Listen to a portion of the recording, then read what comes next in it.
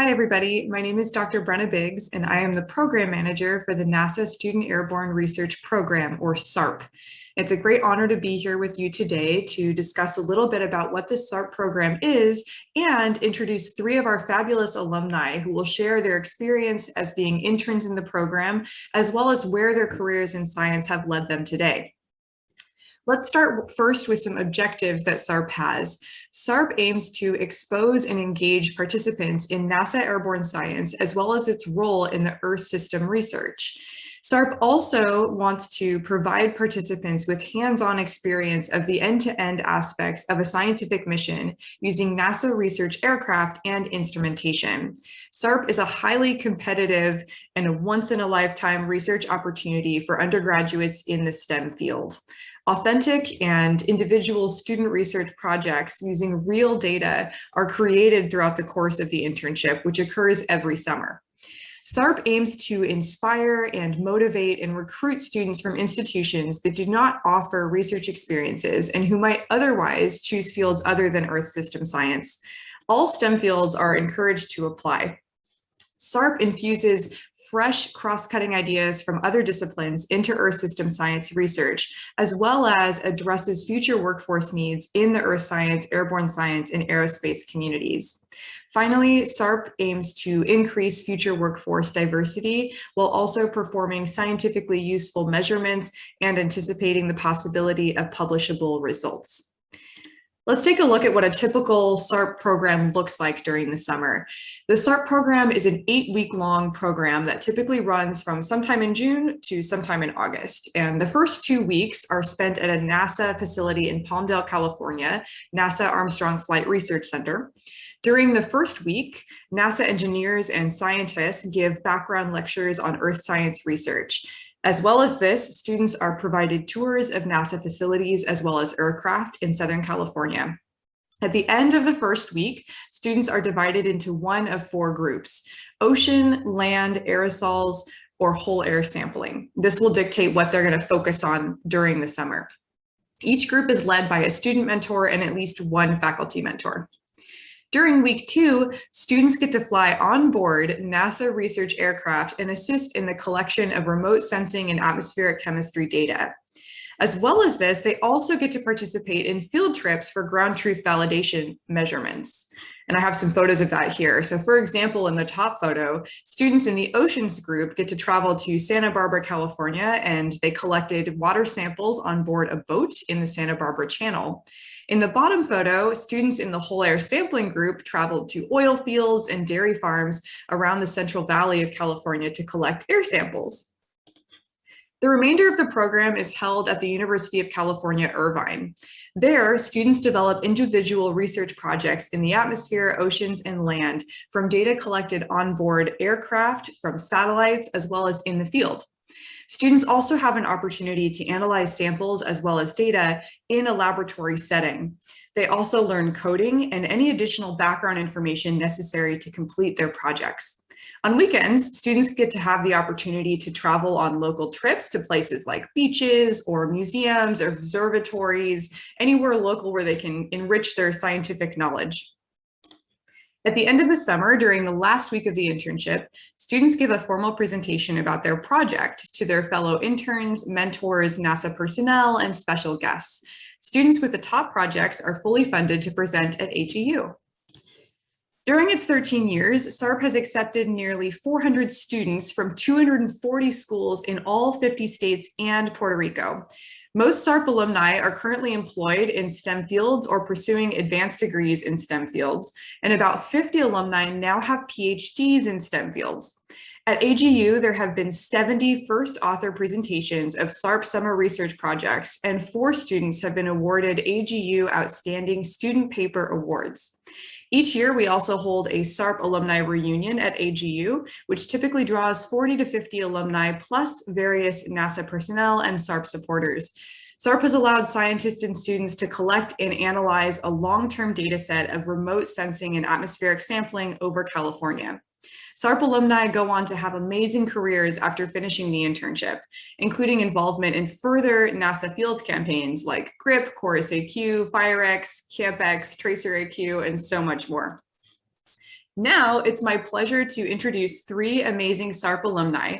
First, we're going to hear from Jade Cruz from SARP 2009. Next up, we will hear from NATASHA DUCHACH, a SARP 2017 alum. And finally, we will get to hear from Nikki Taylor from SARP 2016. Nikki actually couldn't get enough of SARP and came back to serve as a mentor in both 2019 and 2020. So with that, let's get started. Thank you. Hi everyone, this is how it started and this is how it's going. I'm Dr. Jade Cruz. I was part of the first class of the NASA Student Airborne Research Program in 2009. Today, I'm a support scientist at the NASA Earth Science Data System Program in the Earth Science Division at NASA headquarters.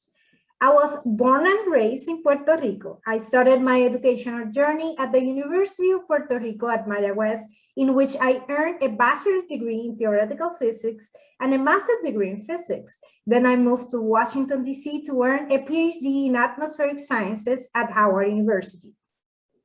I spent most of my professional career working in operations for the Department of Defense at the Defense Threat Reduction Agency.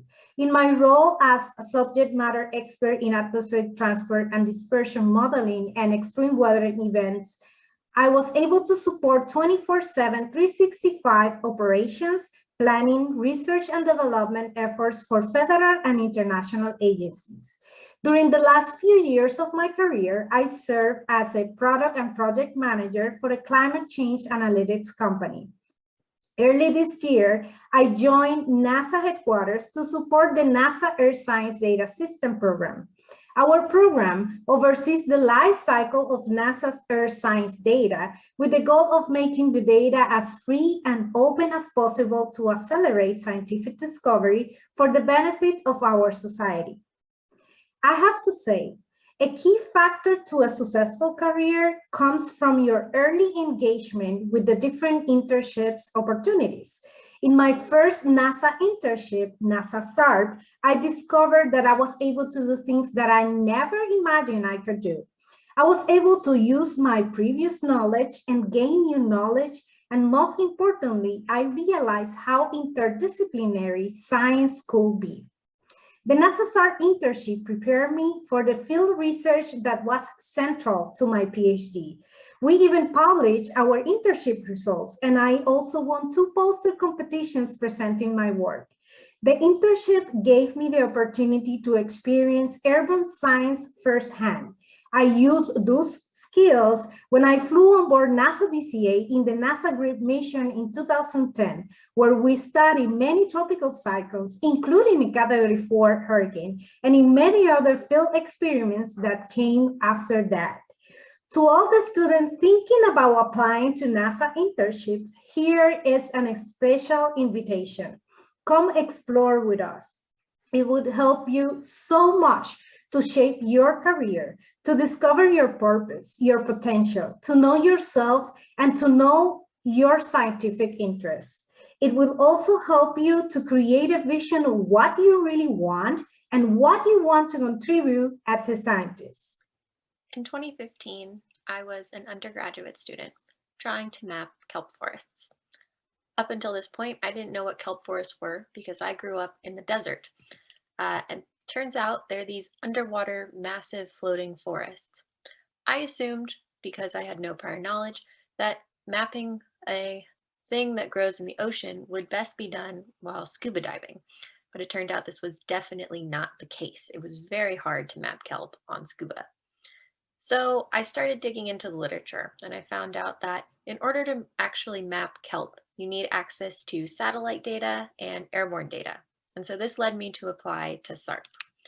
And I was ecstatic when I found out that I had been accepted into SARP 2016.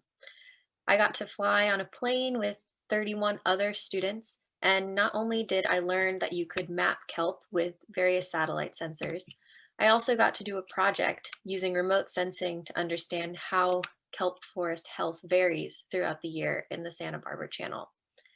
And not only did I get to do a really exciting science project that I complete for the first time in my life, I also got to meet so many amazing people and make friendships that I've kept to this day. SARP got me really interested in aquatic remote sensing. And so in order to pursue that, I ended up going to graduate school with the faculty advisor for my group, Dr. Rafe Cadella at UC Santa Cruz. So I joined the Cadella lab, and in the Cadella lab, I got to dig into more about how to use remote sensing to understand water bodies, the ocean, estuaries, and lakes. But as is the case with most science and graduate studies, I got really entrenched in one specific project, but I was really interested in all of the applications of aquatic remote sensing. And so luckily for me, in 2019, I got to go back to SARP, this time as a graduate student mentor. And so instead of just focusing on one science project, now I got to focus on 7. And I got to work with my 7 students through the course of the summer. And it was incredibly stressful, but also incredibly rewarding. And I wouldn't have had it any other way. 2019 was so much fun that I decided to go back for another year of mentoring in 2020. But of course, unfortunately, due to the COVID-19 pandemic, SARP was forced to be completely online. And so I've never actually met any of my 2020 students in person, but despite the adversity that they were facing, we still managed to have a lot of fun and do a lot of really great science. And because the students weren't all in California, they were actually able to do research that spanned the nation. So now it's 2021. I've completed my graduate degree, and throughout all of my SARP experiences in 2016, 2019, and 2020, I've met incredible people and been so lucky to be involved in so much great science and meet so many wonderful people who make this science worthwhile. Hi there, my name is NATASHA DUCHACH, and I was a SARP student in 2017 in the whole air sampling group known as WAS, which was advised by Dr. Don Blake. Let me start off by saying SARP was one of the best summers I have had, and for me, it was a career-changing program. The people that I met and the research that I got to do was just absolutely incredible. Before SARP, I was double majoring in math, physics, and environmental studies at the College of Idaho. I had previous research experience going into SARP, but nothing related to atmospheric science. Learning about atmospheric science, greenhouse gases, how all of these systems work together, and how important it is for us to understand these systems, as well as getting to fly on board NASA aircraft, made me more interested in the field. And that's when I knew that I wanted to pursue a research career in atmospheric science. My SARP project focused on estimating potential ozone formation from agricultural and oil and natural gas fields in Central Valley, California. I've placed some fun photos of us collecting data both on the airplane and also taking air samples from some very smelly cow fields. My research group have become lifelong friends of mine. And this photo in the middle here, I will share a fun fact in just a little bit about this photo, but this is Danielle Huber and myself taking data on the airplane. So after graduating from college in 2018, I decided to take a gap year to really figure out what I wanted to do with my career. And I ended up working at NASA's Goddard Space Flight Center as an associate research scientist. So here are some field campaigns on the left from the 2019 NASA and BOEM SCOPE campaign, where we were measuring greenhouse gas emissions from offshore oil platforms. I got to collect whole air samples again, which was similar to what I was doing in 2017. And I thought that was a fun reunion with the instrumentation that I learned to use during SARP and getting to use it again in this campaign. And so during my gap year, I applied to PhD programs, and now I am a third-year PhD student at the University of Michigan. I got to fly over agricultural fields earlier this year in May over Nebraska to collect data for my research project, which is focused on N2O emissions from agricultural areas.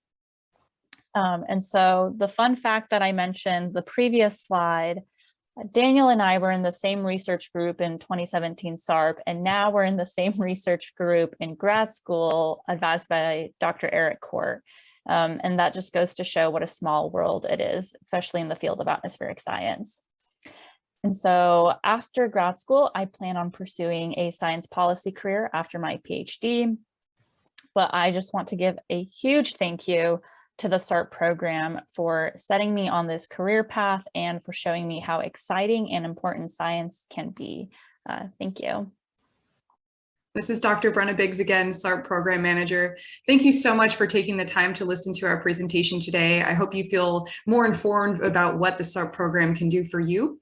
If you're curious about applying or curious about finding out more information, I encourage you to check out our website, berry.org/SARP. As you see on the slide here, we are accepting applications until January 26th, 2022 for our summer 2022 internship. Hope to see you there. Thank you.